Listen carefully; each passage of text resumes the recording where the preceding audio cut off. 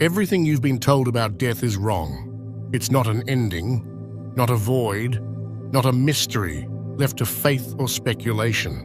For over 1,000 years, hidden within a forbidden manuscript, lies a roadmap, one that details exactly what happens in the first 49 days after death. This ancient text, the Tibetan Book of the Dead, was once reserved only for the most enlightened minds, for those who could grasp its truth without fear.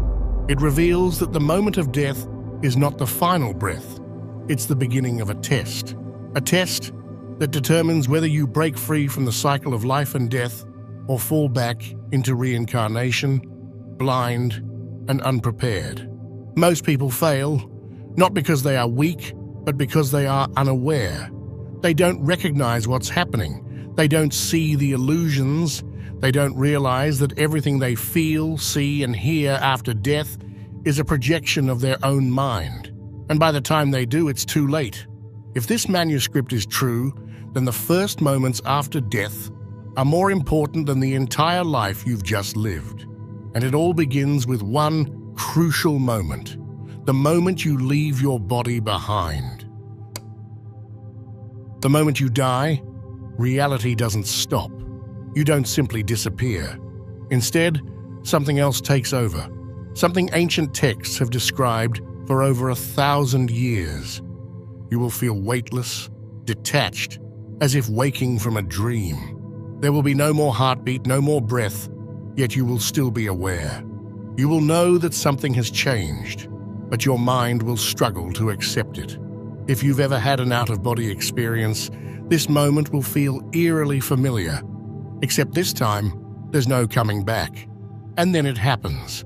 A blinding, radiant light, so powerful, so overwhelming, that your very existence seems to dissolve into it. This is what the Tibetan Book of the Dead calls the clear light of reality. If you recognize it, if you surrender to it completely, you will merge with it.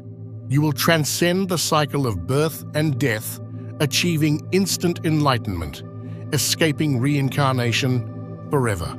This is the ultimate moment of liberation, and it happens the instant you die. But almost no one recognizes it. Why?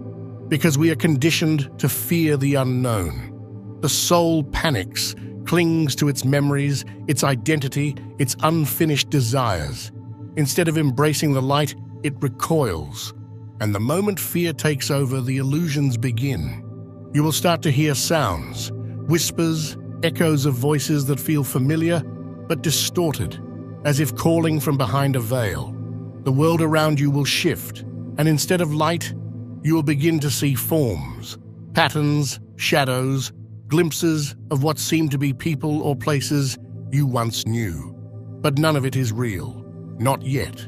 The mind is grasping, searching for meaning, and in doing so, it begins to create the very reality that will define the rest of your journey. This is where most souls lose their way.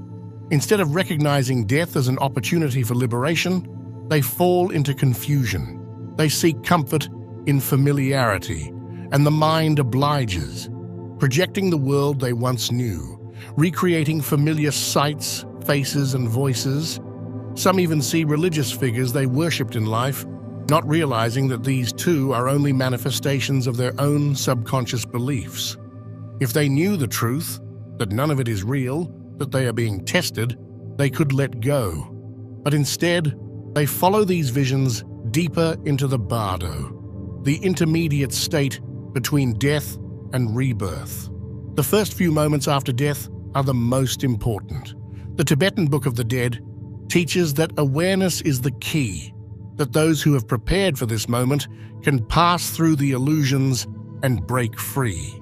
But for the unprepared, for those still clinging to their past lives, what comes next is unavoidable. They will move through the 49-day journey, experiencing visions that will either guide them toward enlightenment or trap them in yet another cycle of rebirth. The next phase of the journey is about to begin. But before we go deeper into the forbidden knowledge of the bardo, you should know this. Some of the most profound truths about the afterlife can't be shared openly. That's why we reveal them inside Insights Academy, our free newsletter, where we explore what can't be discussed here. Sign up now at the link in the description and receive a free copy of the Kybalion, a book of hidden wisdom that has been studied for centuries. The bardo is waiting. The illusions are forming. And the journey through the realm between worlds is only just beginning. You are now in the bardo, the space between life and the next existence. Time no longer flows the way it did when you were alive. Seconds stretch into eternity, yet days can pass in an instant. You have no body, no voice, only awareness. But here's the problem. Most people don't realize they have died. They are trapped in a dreamlike state, clinging to the echoes of their past life, unable to accept that everything they once knew is gone. The Tibetan Book of the Dead describes the bardo as a shifting, unstable realm, a place where reality bends and distorts, where thoughts become things, and where the mind itself creates the experience. Every fear, every desire, every hidden emotion that was buried in life now takes form. The journey through this realm lasts exactly 49 days, a process that unfolds in stages. And for most, it is terrifying. In the beginning, there is confusion. The soul tries to return home, to its family, its loved ones. It lingers around familiar places, trying to speak, trying to be seen. But no one responds, no one hears. And the realization begins to sink in. This is not a dream. This is death. But even then, the mind resists. It clings to its identity, refusing to accept the inevitable. It seeks comfort, logic, explanations, anything to hold on to. But the bardo does not provide comfort. It is not a place of rest. It is a place of transition, where the soul must confront itself in its purest form. At first, the experience is neutral, even peaceful. There is no physical pain, no suffering, only awareness. Some describe this stage as floating through a vast open space, a formless void, where thoughts ripple out like waves in an infinite ocean. But then, slowly, visions begin to emerge. The first visions are gentle and welcoming. Beautiful, radiant beings appear, what some may interpret as angels, enlightened masters, or divine guides. These figures emanate warmth, wisdom, and an overwhelming sense of peace. They offer a way out, a path to transcendence. But the soul must recognize them for what they are, reflections of its own higher consciousness. If the soul understands this, it can merge with them, dissolving into higher awareness, escaping the cycle of reincarnation forever. But most don't. They hesitate, they doubt, and hesitation is all it takes. The visions begin to change, the radiant beings fade, and in their place, shadows emerge. The peaceful forms grow distorted, their faces shifting into grotesque expressions. The once soothing voices become whispers of doubt and fear. What was once a paradise begins to twist into something darker. This is the next stage of the bardo, the test of illusions. These terrifying figures are not demons. They are not punishments. They are projections of the soul's own mind, its regrets, its hidden guilt, its unprocessed fears. The Tibetan Book of the Dead warns that everything experienced in the bardo is a reflection of one's own consciousness. It is not an external judgment, but an internal confrontation. This is where the journey becomes dangerous, because the more fear takes hold, the stronger the illusions become. The bardo is not just a place of transition, it is a mirror that reveals everything the soul refuses to face. And for most, that reflection is unbearable. The real test is about to begin, and what the soul sees next will determine its fate. At first, the visions feel divine. The soul sees celestial landscapes, radiant light, and beings of pure compassion. These luminous figures do not speak with words, but their presence radiates an overwhelming sense of peace. Some who experience near-death states describe them as angels, enlightened masters, or even gods. But in truth, they are neither saviors nor judges. They are manifestations of the soul's own highest potential, reflecting the light of its purest state. If the soul recognizes them, it can transcend. But recognition requires clarity, and clarity is difficult when the mind is clouded by fear. For those who spent their lives chasing desires, fearing death, or clinging to identity, the illusions begin to distort. The radiant beings remain, but their forms begin to shift. The soul sees them flicker, twisting in and out of shapes, as if reality itself is starting to unravel. Then, just as quickly as they appeared, they begin to fade, and in their place, the wrathful visions emerge. The Tibetan Book of the Dead describes this moment in disturbing detail. As the days pass in the bardo, the comforting figures vanish, replaced by dark, monstrous entities. These beings are terrifying beyond anything the soul has ever encountered. They roar with inhuman voices, their faces twisted in expressions of rage and chaos. Some have multiple heads, countless arms or eyes that burn like fire. They appear as demons, executioners, or relentless pursuers, and they strike fear into the heart of the unprepared soul. This is where most souls panic. They run, they plead, they scream, but there is no escape because there is nothing to escape from. These terrifying figures are not real enemies. They do not exist outside the mind. They are projections of the soul's own unresolved fears, its hidden guilt, its buried regrets. Every moment of deception, cruelty, or selfishness from the past, life takes form in the bardo, appearing as something external, something attacking. But the attack is self-created. The horror is self-inflicted. And the most dangerous part, the more the soul fights, the stronger the visions become. Fear fuels the illusion. Terror gives it power. The only way to escape is not to run, but to recognize.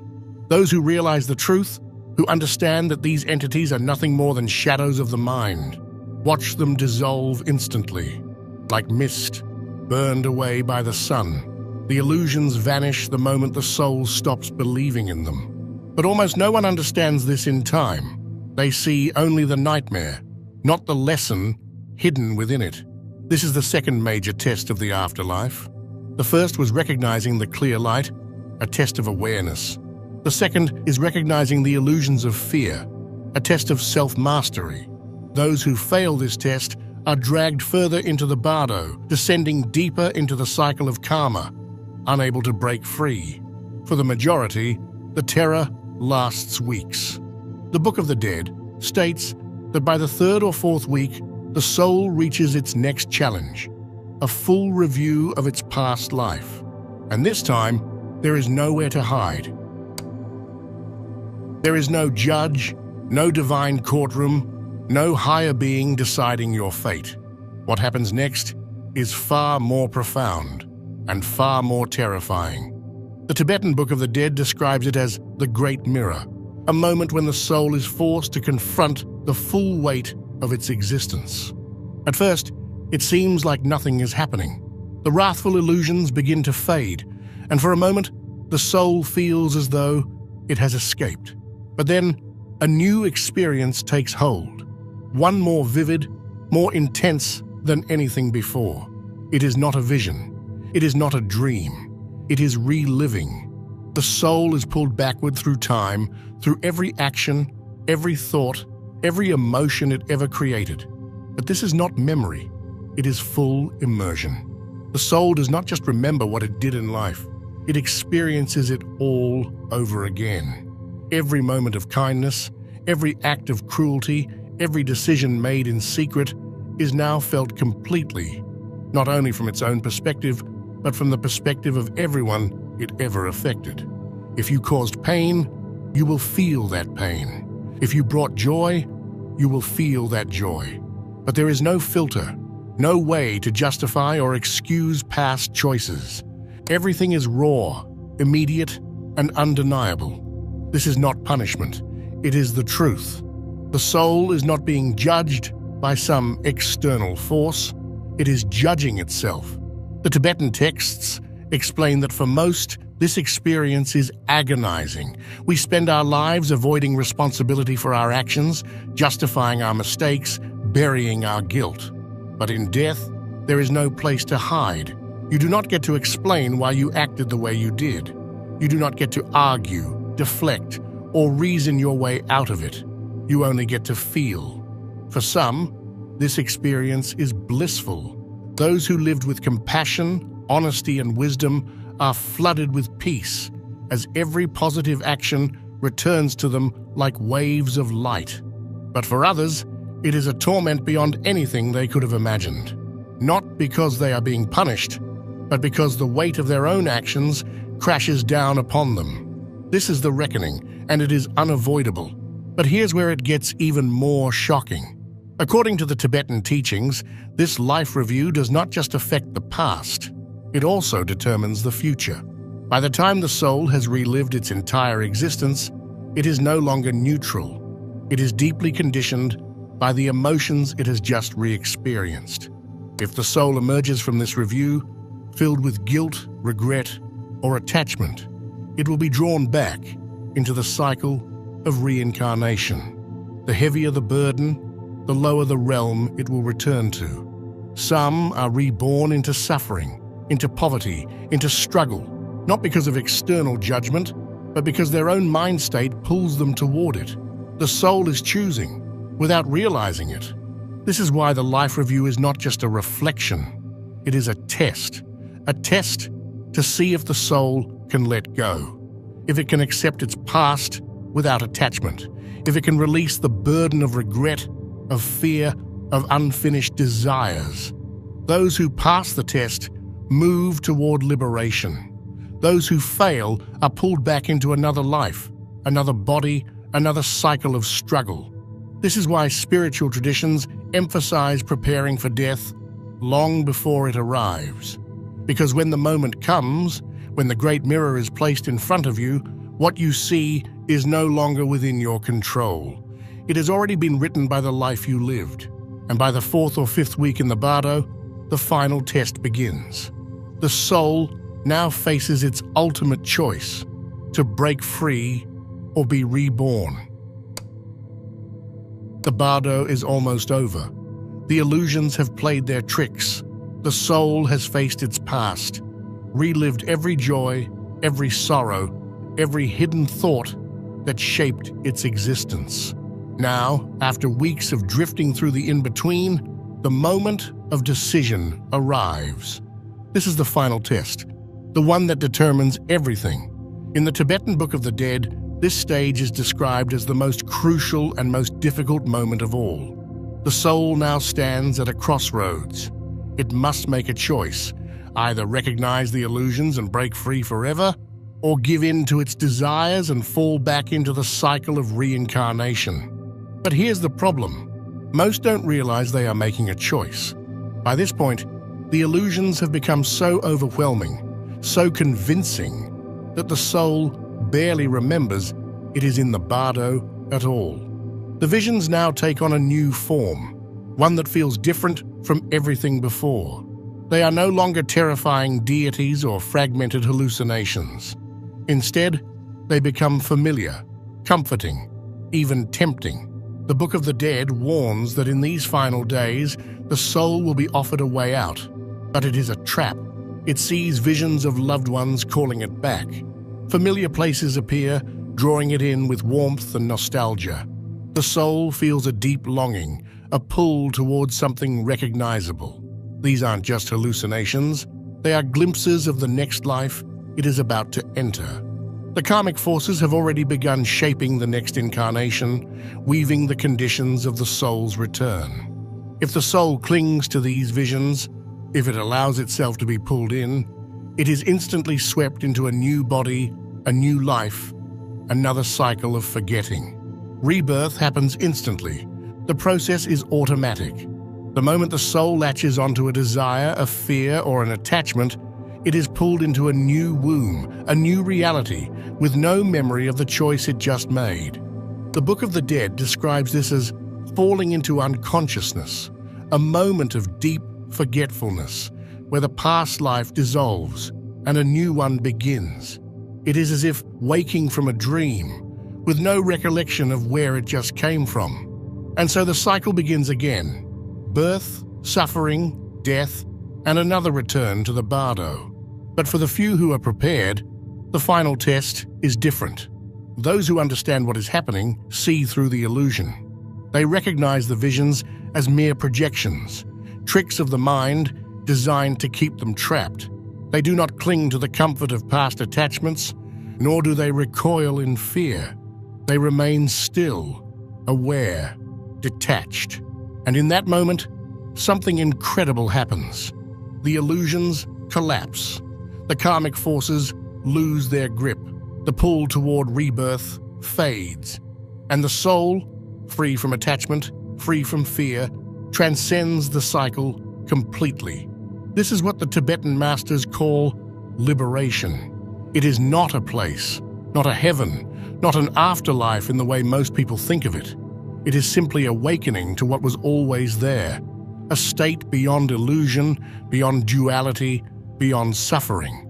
But almost no one reaches this state, because to do so requires something that most people never prepare for: awareness at the moment of death, the ability to recognize the trap before it closes. And this is why, for over 1,000 years, these teachings were hidden, because if people understood the truth about death, it would change everything. The next stage of this journey isn't just about what happens after death, it's about why this knowledge was forbidden for centuries. For over 1,000 years, these teachings were locked away, reserved for only the most advanced spiritual practitioners, hidden from the masses, censored by religious institutions. Even today, most people have never heard of them. And there's a reason for that. The Tibetan Book of the Dead was never meant for the ordinary mind. It was considered too powerful, too dangerous for those who were unprepared. Because if people truly understood what happens after death, it would shatter everything: their beliefs, their fears, their entire perception of reality. Think about it. If death is not an end, if it is not a punishment, if there is no divine judgment, then what happens to the control systems built on those very ideas? Religions would crumble, governments would lose power, society as we know it would unravel. For centuries, religious institutions have preached about heaven and hell, about divine punishment, about the need to obey higher authorities to secure a place in the afterlife. These narratives serve a purpose: control. If people believe that an external force dictates their fate after death, they will follow, they will conform, they will fear. But what if the truth is that no one is judging you but yourself? That the afterlife is not about punishment or reward, but simply your own mind reflecting back at you. This knowledge was kept hidden because it would destroy the idea that salvation comes from an external source. It would force people to accept something much more terrifying: that they are fully responsible for their own fate. And that's not all. Modern science is beginning to confirm aspects of these ancient teachings. Near-death experiences, NDEs, are filled with eerily similar descriptions. People report seeing the clear light, encountering their life review, feeling an overwhelming sense of peace or fear depending on their actions in life. Even cutting-edge quantum physics is starting to suggest that consciousness is not confined to the brain, that it may persist beyond death, that it may operate outside the limits of time and space. For centuries, this knowledge was dismissed as superstition. But now, the lines between ancient wisdom and modern science are starting to blur. So why don't more people know about this? Because the system is designed to keep you distracted, to keep you focused on the material world, on temporary pleasures, on meaningless fears, to keep you chasing money, status, validation, so that by the time death arrives, you are completely unprepared. The biggest lie ever told about death is that it's a mystery. It's not. The Tibetan masters mapped it out over 1,000 years ago. They understood that the first 49 days after death follow a precise structure, that the mind shapes its own afterlife, that awareness is the only key to freedom. And yet, almost no one is preparing for it. Because the real secret is this: if you are not conscious in life, you will not be conscious in death. And that means the cycle will repeat over and over again. But for those who understand the truth, for those who begin preparing now, there is another way. What comes next is even more important. If this knowledge is real, then the next question isn't just about what happens after death. It's about whether we're failing the test entirely. If the Tibetan Book of the Dead is right, then most of us are already doomed to repeat this cycle. Not because we are weak, not because we are unworthy, but because we are completely unprepared. Look around. How many people spend their lives even thinking about death, let alone preparing for it? Society has conditioned us to fear it, ignore it, pretend it doesn't exist. We distract ourselves with work, entertainment, money, and meaningless pleasures, all while knowing that one day our time will come. And when it does, we will be as lost as the billions before us, blinded, confused, and caught in the same trap. Because the real test doesn't happen after death. It's happening right now. The bardo is not just a place in the afterlife, it is a state of mind. The same illusions that deceive the soul in death are already deceiving us in life. The fear that keeps souls running from the wrathful visions, it's the same fear that controls people every day. The attachment that pulls souls back into reincarnation, it's the same attachment that keeps people chasing money, fame, and temporary pleasures. The inability to recognize illusions, it's the same blindness that keeps people believing everything they are told, never questioning the reality in front of them. If you are not conscious now, you will not be conscious after death. This is why so few people escape. The Book of the Dead teaches that the same habits, fears, and desires that shape our daily lives also shape what happens after we die. Those who live in ignorance die in ignorance. Those who are controlled by fear in life will be controlled by fear in death. And those who live chasing illusions will continue chasing them after their body is gone. The cycle is relentless. It is perfectly designed to keep us trapped.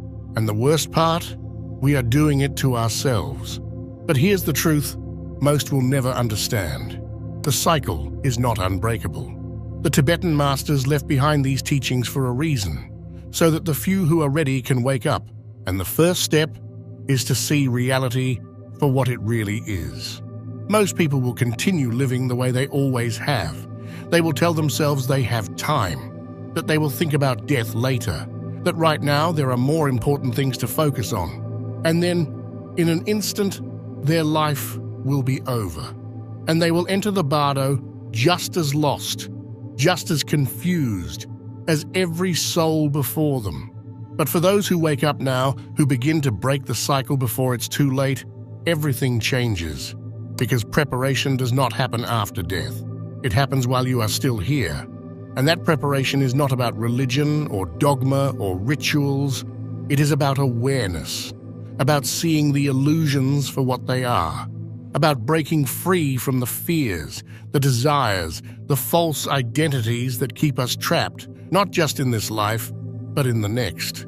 Because the question is no longer what happens after death. The real question is, are we already dead?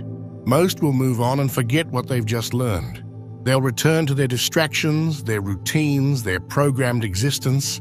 But the few who understand will know that this moment is a turning point. But now the question becomes even more urgent. If the way we live determines what happens when we die, then how do we prepare? How do we escape the cycle before it's too late? The answer is simpler than you think. If death is a test, then life is the study guide. But the problem is, most people don't even know they're being tested. They live as if life is endless, as if death is some distant event that won't come for a long time. And then one day it does. The Tibetan masters taught that the only way to be conscious in death is to be conscious in life. If you spend your life running from reality, distracting yourself with temporary pleasures, and avoiding deep self-reflection, then when the moment comes, you will be completely unprepared. You will cling to your identity, to your fears, to your regrets, and in doing so, you will be pulled back into the cycle, lost in illusion once again. But there is another way.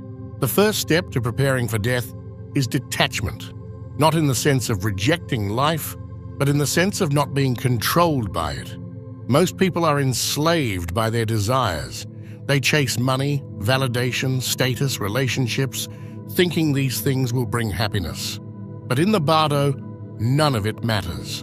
The only thing that determines your fate is the state of your consciousness. The more attached you are to the material world, the harder it will be to let go. And the harder it is to let go, the more likely you are to be reborn into another life of struggle, another cycle of forgetting. Detachment does not mean giving up everything and living in isolation. It means mastering your mind, learning to control your thoughts instead of letting them control you. It means understanding that nothing in this world is permanent. Not your body, not your possessions, not even your identity. And once you truly grasp this, you will stop fearing death. The second step is awareness. The bardo is a realm of illusions, but so is life. Right now, everything you see, everything you believe, is a projection of your mind, shaped by conditioning, fears, and external influences. If you do not learn to see through the illusions now, you will not see through them in death. Meditation, self-inquiry, and deep reflection are the keys to breaking free, not as religious practices, but as training for the final test. In the same way, an athlete trains their body before a competition, the mind must be trained before it faces the afterlife, because in that moment, your thoughts become your reality. If you have spent your life reacting with fear, doubt, and confusion, that is exactly what will consume you in death. But if you have spent your life cultivating clarity, presence, and detachment, then in the bardo, you will recognize the illusions for what they are. You will not run. You will not cling. You will remain still, aware, and free. And that is the difference between those who escape and those who remain trapped.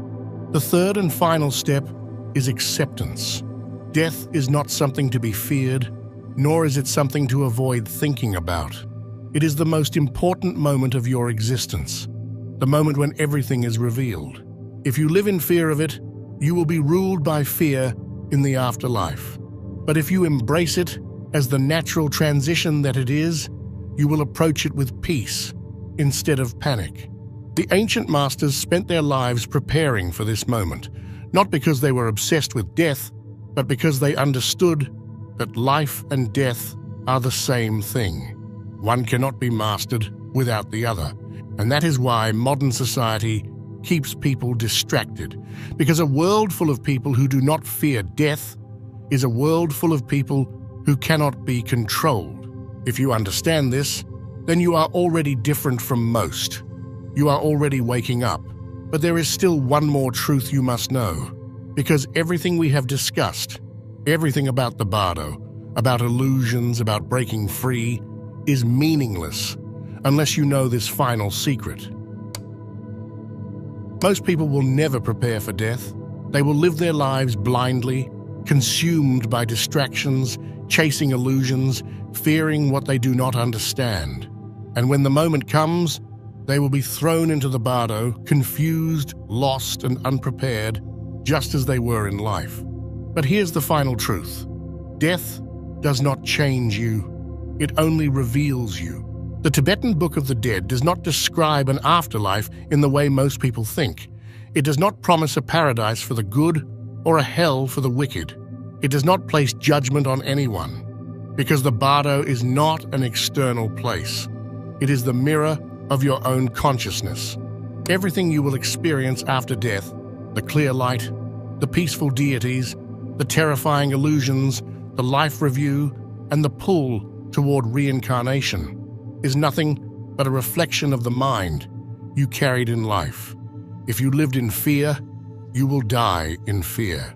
If you lived in attachment, you would die clinging to what is already gone. If you lived unconscious, you would drift through the afterlife in the same way, reacting, grasping, falling back into the cycle. But if you lived with awareness, if you trained your mind to see through illusion, if you prepared yourself while still alive, then in death, you will recognize the bardo for what it is: a test, a transition, an opportunity. And that is the secret hidden for over 1,000 years. The reason these teachings were forbidden, because if people knew the truth, they would stop fearing death. They would stop wasting their lives on things that do not matter. They would stop being controlled by false beliefs, by religious institutions, by governments that use fear to keep them obedient. A person who understands death is a person who cannot be manipulated.